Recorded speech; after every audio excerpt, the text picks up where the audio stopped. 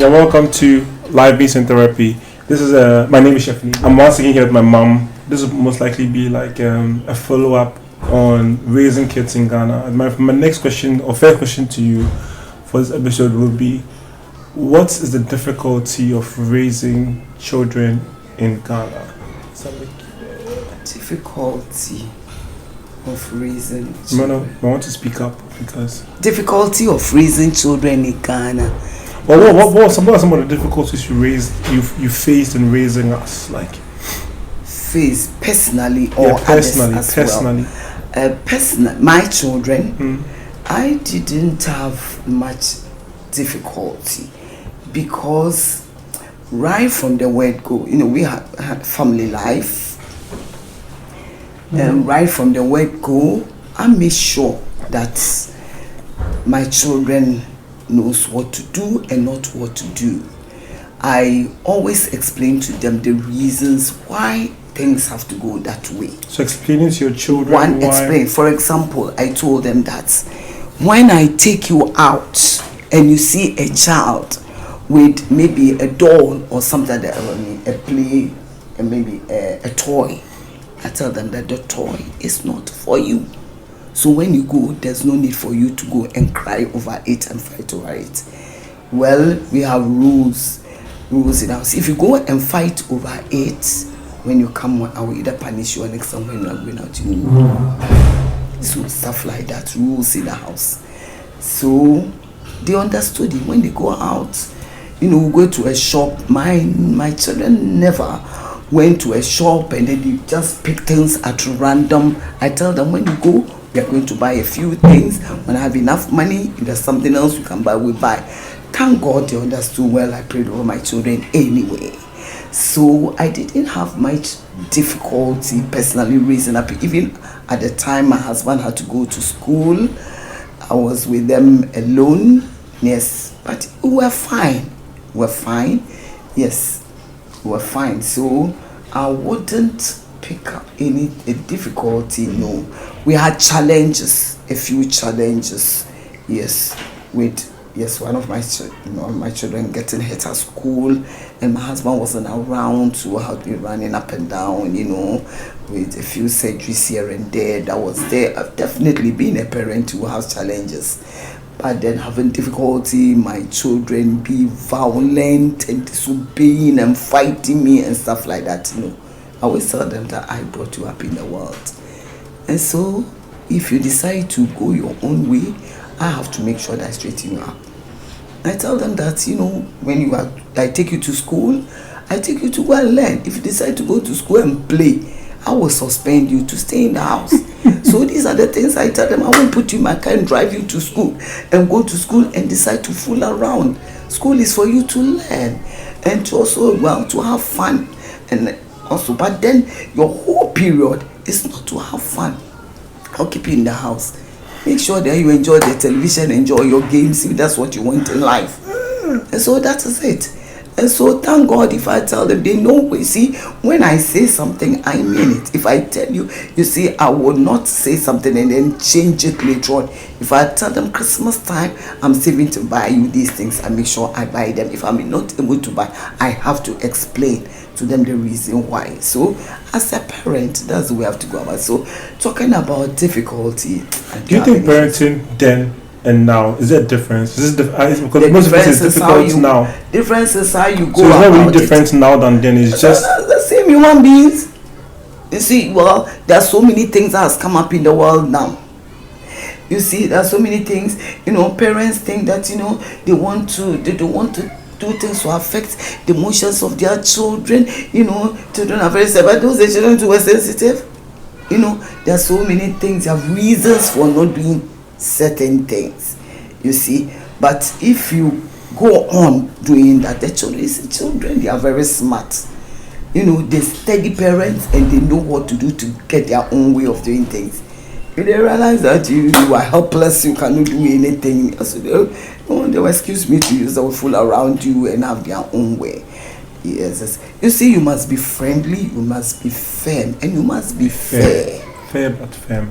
Yes. Firm but fair. Sorry. Yes. How would you describe the three of us? If you had to describe all the three of us. Yeah, the three of you. Starting with, let me see. It was that time that, I don't know. You cannot, I don't know. Let's say fool around him. For example, if you punish him, you must make sure that you do the right thing. There was an instance when I went out and their cousin was looking after them, came and made a report. And I scolded him harshly. He came back at dawn to knock at my door and ask me whether I listened to his side of the story. I was wrong at that time. I was trying to pull my way through. My husband said no. And then he went out. He was sitting there. He said, I have to apologize because I was wrong. And I did apologize. So I was very careful. I got to know that, he was very careful. He's still very careful. Yes, that is it. And so when the second child, that is you, when they said, you are, that happy-go-lucky person, with right from, the word go, baby, everybody wants to have you. You smile at everybody even when you were a baby. But with Michelle, those days when he was, let's say, 4 years, we had the library for me. He walked straight into eat his food, go there, and then he walked. And so with you have been a loving person. Everybody, you want to help everybody. You would give your food, you give your snack out, and so on. So the difference was that one person wanted that rigid type, wants to, be quiet and have his own way. You were the open type of person. Being a teacher, I saw the difference between the two of you. Yes. And then I saw the way the both of you were studying. He would want to bury his head in the books and make sure that, but you would come. You see, you would come and tell mommy that I'm studying these things, I'm not getting it. And so how do I go about it? So you will open up. You would only, with him, he would open up when you go to him and find out, you see that he's struggling, but he wants to do it. He will come. You feel that, well, once for me is the one that is the one, there's a way out for me to get it. That was it. So that was it. I think the only time we think we made a mistake concerning you was that we didn't make you choose the secondary school you wanted to choose. No discussion. Oh my God, man. That was it. You wanted to go to Achimota, but my husband wanted you to go to a boys' school. I didn't mind Achimota. But my husband said you should go to, of course, Presby background, and so forth, and so wanted you to go to this, and that was it.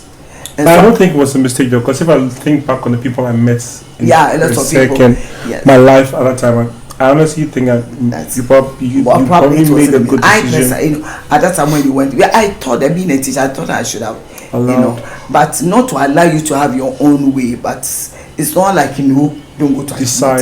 Yes, give an input as to why. Yeah, so that is it. Okay. And so the third one is a girl. So of course, that's what she learnt. She learnt. The way the first two were treated, and so she was very careful. She didn't want to, from experience, she didn't want to have any issues and so forth, so stuff like that. She learned. If you have two big brothers, you learn a lot from them. So, I actually wanted this discussion to focus on like parenting a creative. Yeah. Because I am a creative. I'm not the conventional white collar child that you would have. What were some of the struggles with having like a child who is more? There's a word for it. It's not. They're more. They do more with their hands and was the cognitive psychomotor limbs. Yeah. The limbs we are talking about hands, and then we are talking about the legs. Of course, people have their strength, the footballers, the athletes, and so they have the psycho, simple as psychomotor. Yes, they want to work with their hands. Yes. So so being a parent of a creative, what were some of your struggles like? Yeah, you see, those days,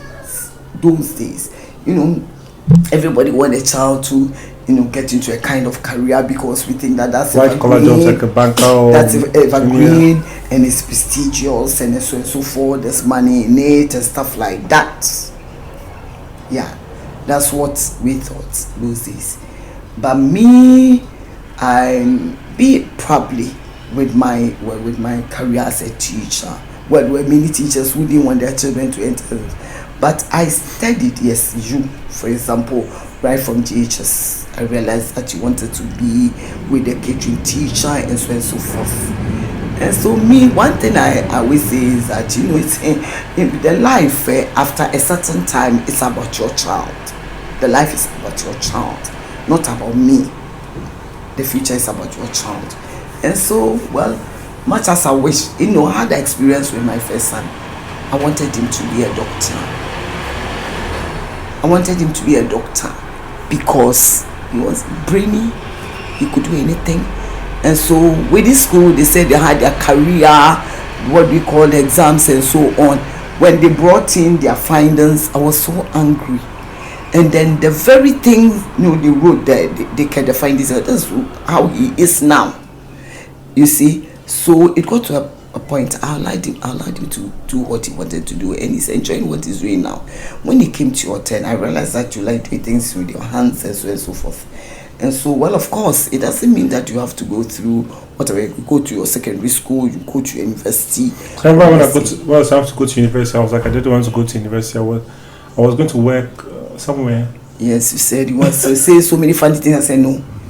You know, knowledge is very important. I'm not saying that, you know, knowledge is you must acquire the cognitive. I know that you were smart in the head and you were so smart with the two.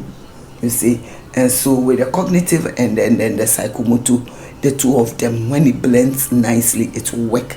And so you have to get everything you want to. So guidance. And when you are done, you choose whatever you want to get out of it. So you went to the university, and out of it, then you said you wanted to. So I was a couple of questions. So how did you feel when I've gone to uni, I've done banking and finance, and I'm like, I want to be a chef? You came out. When you came out, when you started baking, that's when you came from South Africa. When you came from South Africa, and then it was South Africa that you told me that you was, it didn't start from South Africa. It started from JHS. When you started, showing interest, Miss Ansan was giving books, and then, she was interested in you. She started giving you books, and you were trying things in the house. We were all enjoying it. So you went to South Africa, and you said, you in South Africa, you said something. I don't know what you have forgotten. You said your cousin told you that in South Africa, it's not only one career. You can't stick to one career alone. Multiple. So you want to add this one. So fine, whatever you want to add that stage. When you finish university, you are going to live your own life, and then I believe that you must enjoy life the way you want it. Personally, that's how I think. So when you came back, you started your baking, and then you finished and so on. You started baking, and so I gave you all the support that you needed. But I personally didn't fight you anyway. Yeah, we had a fighter in the house. Not me. Not me. But then there must have been like some. You must have had some reservations because it wasn't a smooth path. Well, it wasn't a smooth path because you went to a very expensive school, and I made sure that you went to expensive, what do you call it, hostel. You remember, whatever you want, I said, all that I have and what I do is about my children. You see, one day I was telling somebody was looking at me, and the person said, look, not I'm bragging, if I want to change my car every year, I can change it. If I do that, what about my children?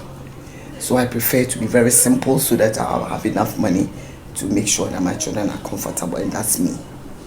And that's me. And even now that my children are even old, I think that, in a way, if you can support your children, it's fine.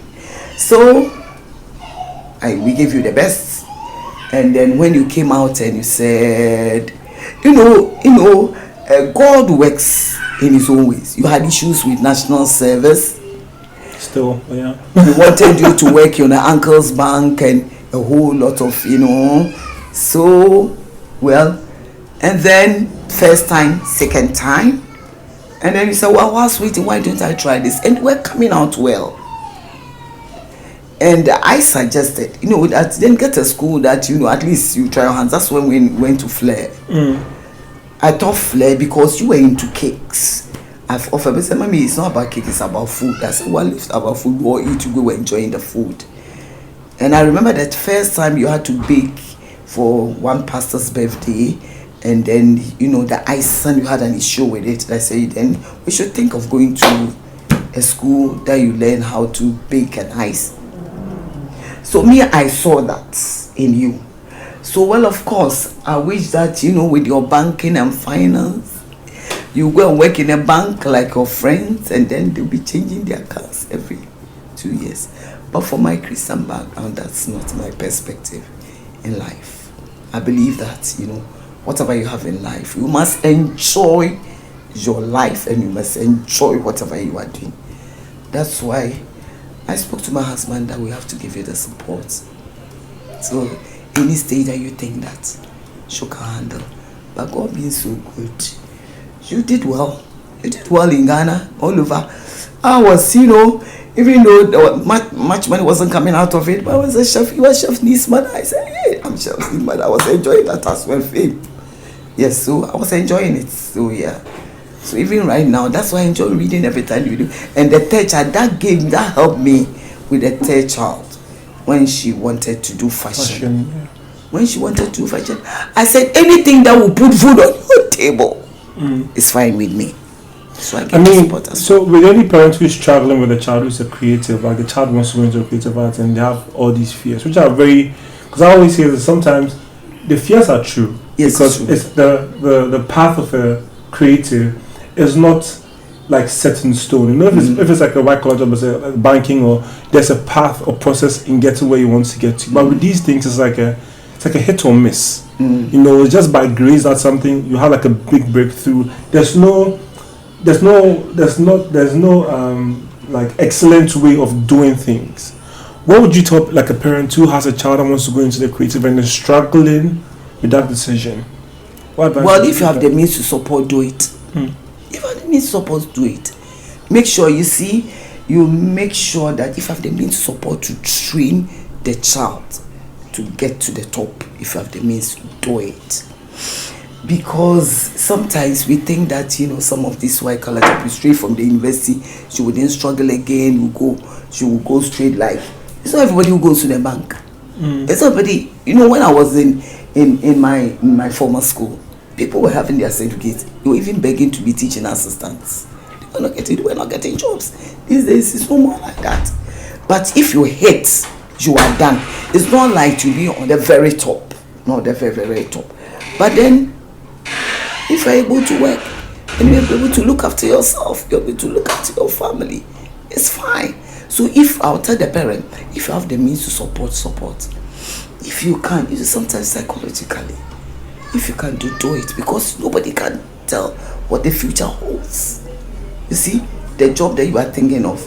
I know some people were friends who went into those bank of housing and construction and those stuff. They lost everything in one day. So you cannot tell what the future holds. So support the child. It's like when it's not like when the child is being lazy. The child just want to be there because the child doesn't want to. But when the child is putting his or her heart into it, support. And with that child that is struggling first of all, with their career choice, and then with the diversity. Have diversity. Yeah. You see that one of them stands out. You see one of comes to you with ease. Yes, will come with ease, and one will stand out. You watch it. You see, and so you support. That will be the main one, and those will be the supportive careers. You see, for example, with any of them that has what about a child that wants to go on the creative path and the parents are not being supportive? What would you tell a child? Oh, well, I would tell the child they should prove.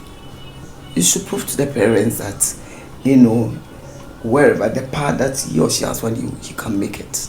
You should not struggle with the parents. Continue talking to the parents and try to convince the parents. They said they should give him a little chance to negotiate with them, to give you some time to try it. And if it doesn't work, it will show that the thing doesn't work. You see, don't struggle with it, because like you are putting a lot of money from her, then all of a sudden you decide to do some strange things. They will not understand, but you also have to humble yourself. Understand where they are coming from, and try to convince them that you can make it. You will try and do it. You, for instance, if I saw that you were messing up, and when we did, I will advise you to take your certificates and go and look for a bank somewhere. I would even go and then look for a bank somewhere or to go and work. After all, you have your certificates, but I saw that you were making it, so why not? So the children themselves, they should not fight the parents, get angry and leave the house and say you can't. But you need your parents one day, support one day. And so that's why these days we have counselors, but some of the counselors they don't even know. But you must get good counselors. The parents that insist on their children, every child going into a white collar path, what would you tell them? Well, I'll tell them it's a wrong thing. But at the end of the day, you can push them there. They will be afraid at a point, so they will go to. But sometimes they enter into those training, whatever it is, and later on they come out of it when you have no control over them again, and you realize that you have wasted your money. They will do it out to a point and they will stop. And some of them to go to white collar job. There was a parent that I knew, pharmacist in a very, but you realize that this one I have that the flair for catering as well, and so combined the two, and that side was even giving her more money. Then so he got to a time he had to break from that and concentrate on that. Well, he didn't throw that side away, so he concentrated, and so he was doing the two and he was getting lots of money out of it. And so they force them into it because they are funding their education. Some children get angry and then say they won't go. Some of them go and they do what they like, and they keep failing, and then the parents too, they keep what we call, they have mental issues and heart issues and psychological issues, and then they go. Some of them I know, they go and then they join gangs, a whole lot of things. Some of them are very brainy, so they will come with the results, but at the end of the day, emotionally and everything is not good. Some will just be quiet because you are funding, but when they are out of your hands, they will choose not to do it again. You can't force them. You can't force them to do anything.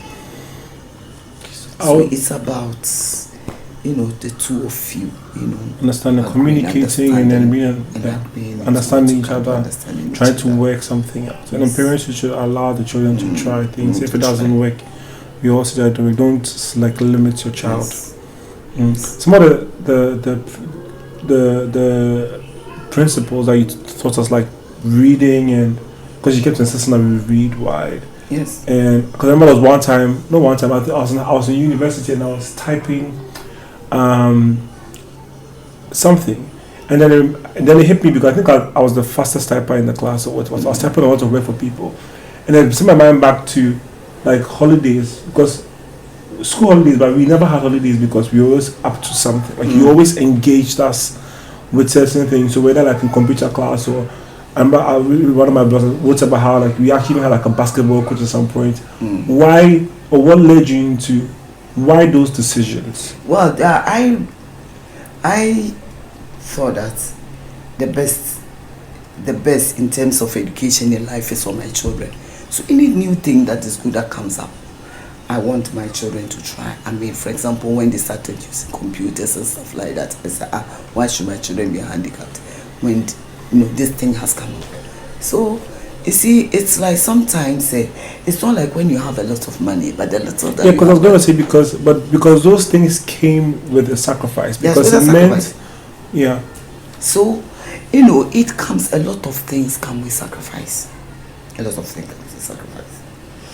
You see, for example, when my first son had to travel, he came back, he had to travel again. He got to a time where I think when he was going to Holland with the team, I say he had to go. The Model United Nations team. He had come from US, and then I was to another place, and he had to lead a team. So at that time, the rest of my life savings, I was going to buy a car or something. My life, so what was left, so I had to give everything out.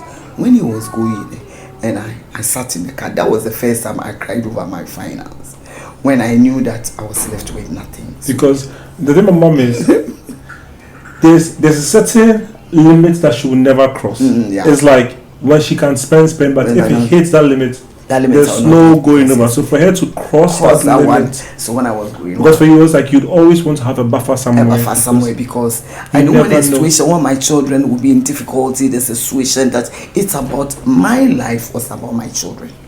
It was about my children. and so stuff like that. So, well, what were we talking about? We're talking about when you were going to Holland and you had to take out your finances. So yes, I have to give the best to them. So that is it. So that's the reason why I worked hard. I believe every opportunity, the same thing. That was my life. I believe that when so God for your priority opens a was door, your children. yes, when God opens a door. So that's the reason why I said Richard's Council Library was there. When people will be going to their friends' house, when the parents are not there to go and mess up. Yes, I didn't say you should not have friends, but I believe that certain things can be your best friends. Like the Richard's Council Library was there. I registered you, and then you were there. You go and read. I liked reading, but so now the books are there. I will take you to Kingdom Bookshop to get them to read and make sure that you love reading, because the school that you were at, Richard School, it's all about reading. So make sure that you did it. And then when it's like we're talking about basketball, when I saw that he was not doing well in basketball and he loved it, I had to get him a coach and so on. So stuff like that. Anything that you love to, and make sure that the best in life, in terms of education, in terms of everything, you must have it. Was a situation like everything you do all you can to ensure that whatever you are pursuing or you are good at it. You don't miss anything. You don't miss anything. You are good at it. That you need until you are good at it. So you people thought, and those came with sacrifices. My children always thought that I was too hard. I didn't allow them to do very strict. It will get well now. You can do. You can do. Now it's late. It's like it is not too late when you go to the university. You were secondary school. What did I do in secondary school? I was still guiding you. I was still doing what I was supposed to do. But you were talking about formative. You started learning how to read very well, how to write very well. At least when you go to upper primary, you didn't have any issue with that. And the good thing is that because of those disciplines, like wherever you go, you stand out. Yes, you stand out. Because it's clear that a lot of work has been put into you. Yes, so that is it.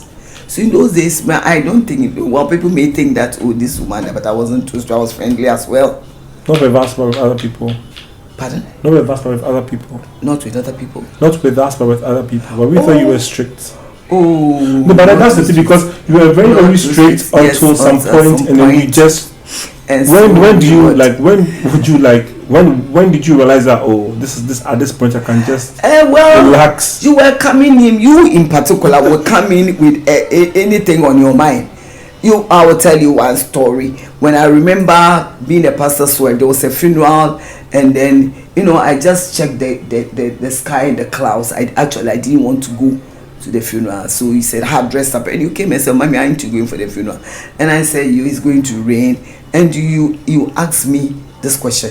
So if everybody in the church will say that because it is raining, so won't come to the funeral, we'll be at the funeral, you are pastor's wife, go. I felt so guilty. So you were coming. You speak your mind. That with Michelle too, he will speak his mind. You see. So one day I was lying down and I was, not feeling too. I didn't want to go to church. And the same person came and told me that, "Mommy, it's rather when you are sick that you go to church so that you be prayed for and be well. So it is not too bad. You can go to church." So you were coming to talk to me about these issues. Wasn't it fun? Even though you told me fun for who? Do it for you. How can it be fun? Even though, but those are not conversations. Those are like these are the things, you see. Those are the things. Those things for you were conversations. Yes, and those things. If things are not going on the way you want it, you will come and see it. That's one of the things. Again, when you go to school, Michelle will tell me that in school, Michelle won't talk in class. He would do his work, he'd do it very well. And a certain teacher enjoyed beating the children in the class. He came and told me that most of the children would just talk and he wasn't doing it. So, but the blanket punishment was affecting me, so he came to tell me. And I went to ask the teacher, I said, "You can't do that thing to other people. You must pick out those who." So Michelle will come and tell me. So if there's anything bothering you, come and tell. Sometimes I saw you having conferences among the three of you. You have conferences and one person will come and talk. Of course, you will come.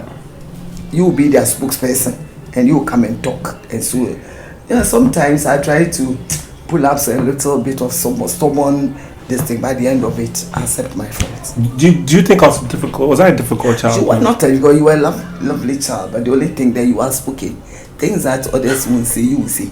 Really? I thought I was actually very reserved. Oh, you were very reserved, but then you say it nicely. You will say you won't be rude, but you will say it nicely. And then you were the type you were go get. If you want to have some money, my birthday, I want this, I want this, I want that. And it's okay, whatever you want to give to us, I'm fine. Michelle, if you don't give him anything, he's fine. So the sister was also learning from me. You will come, I want this, I want ice cream cake, I want this, I want that. And then you will go on even to talk to the caterer and talk to the caterer friend that I want this well that time. But you were very fine, and then you were never rude. So it wasn't necessarily a difficult child. Not a difficult child, none. I feel, but you can't even be rude. Well, you were not. But you can't. None of them. It is not possible. It's not possible. Yes. So that is it. And then we were family that we pray together, and then we stay. I think this one of the things I always tell my friends. The thing is, like, you would never hide. If you don't have the money, you tell us you don't have. Yes, you even try and pretend. So we knew when there was or when there wasn't. Yes. So I think that was one of the things that kept us as a unit, because we knew, like, there's nothing that was necessarily. Michelle will tell her, got to the time Michelle said, "But mommy, go to the bank," because most of the time when I had to go to the bank, and said, I said, "Michelle, I don't have the money for this, but give me a little time, I'll wait for it." But he would say, "Go to the bank." So when I sat him down, and I said, "It's not just like going to the bank and then just go, you must have it at the bank to go and collect." Okay, to go and collect. And so I will tell you plain that I don't have this at this time, but I will work towards it. So I know you read my blogs, like, So when you read my last .1 blog and it was about you, what was your reaction? Did you know before you read it? No, I didn't know. And when I read it, I appreciated everything you. But like the first reaction to, I said, "Hey, so this boy has all these things in his head," and then I said, "Hey, it is good to bring up your children in a certain way." I saw it as a form of appreciation, so I started sending it to my friends. I said, "Do you read this?" So I sent it to some parents. So sometimes I talk to up and coming parents, that I tell them that, especially there's a certain lady, she was struggling. I say, "Look, work hard." You might have believed me. So I was doing multiple jobs. Yeah, doing a lot of things at the same time. I was doing counseling. I was doing setting up people's libraries, and then do a whole lot of things. I believe that I was young. After the energy, got the opportunities I got, I would use it, because I would get the money and I was getting what I needed to do. So I tell people that invest in your children. Invest in your children. Do your best for the children. At the end of the day, you reap, the fruits of your labor. So I sent it to one lady, and she called back. She was even, we said, "Mommy, what you told me," I said, "This is the thing. You see, your children would at least remember." And then it's like writing a book, even though it was, not too long. It's like writing. Because I wrote the first one, and then I did like a follow-up one. I don't think you expected a follow-up. You expected a follow-up one. I don't know whether it is somewhere. I want to have it as part of my documents. As part of my documents. I remember when when he had to write his final something in Lincoln, I still have it there. It is with me once I pick it up. So I want to have it hard copy. Wow. So you can just cover your phone, in your email. Email, okay. Like a hard copy, like mice can eat it. It's just okay. You say these days, I'm trying hard. To be fair, she uses an iPhone. On FaceTime. So she's doing her best. Because because in the past you always talk about how technology. And when we came back from Singapore, we were like, people are 60 or 70 on the train using iPads and iPhones, and we're like, this is an excuse. Yeah. And then we push. Then now at least you can reply WhatsApp messages. Yes. It's very slowly. She will reply very slowly, but she will still reply. I'm trying these days. I'm trying. What else do you give to parents that think that technology is way above them? Parents way above them. Oh well, that's what's our mindset. That's the mindset of certain. That's the mindset you had before, but now. But at least their children should push like the way you people did. And to get them there. Final remarks for me. What would your final remarks for me? I think you are doing well. Appreciate the way you are. I'm excited. You see, so now people, Chef's mother. I mean, to me, it's a big thing for me. Yes, and then when I read is your blog, I get excited. Yeah. I send it to people. They congratulate me before. I don't know whether they even talk to you or with laughter, and so I keep telling them read this and so forth. So, well, keep on working hard. You are doing well. I appreciate it. I want you to go very, very, very, very, very far. Yes, my dream for you is to go very far, and I want the whole world to appreciate whatever you are doing. You are my dear son, or my children. I love you. What I say, I'm excited about what you are doing. One thing I always tell people about you is the heart you have for other people, the people that you have trained, the people that you have spent money on, and you are still doing it. In fact, it was a challenge. It's still a challenge to me. Why? I did my best, but you went very far overboard. You would do everything to make sure that somebody gets into where the person has to be. You really don't mind if you have to give out everything. I also learned a lot from my children. I learned a lot from you. You are ready to give out, and then you are doing very well. You are supporting me seriously. You see, look at me. It's about my son, Chefney. Yes, and I'm enjoying that. So God bless you and your sweet wife, and then everybody around you. Yes, you are doing very well. I like that. Okay, so that has been it for the follow-up episode on Mother's Day episode. It's been like a struggle recording this one because it's Ghana with the noise pollution and all that. So this my mom, well, she's always been available, but it's always been something that's always come up. I'm always somewhere. Like never I'm in Ghana, I'm like never around, but this time I'm like, I'm going to take the time to document my family, make memories, because you never know, life is too short. So thanks for joining us on this episode. It's been fun again. My name is Chef. Catch you later. Thank you.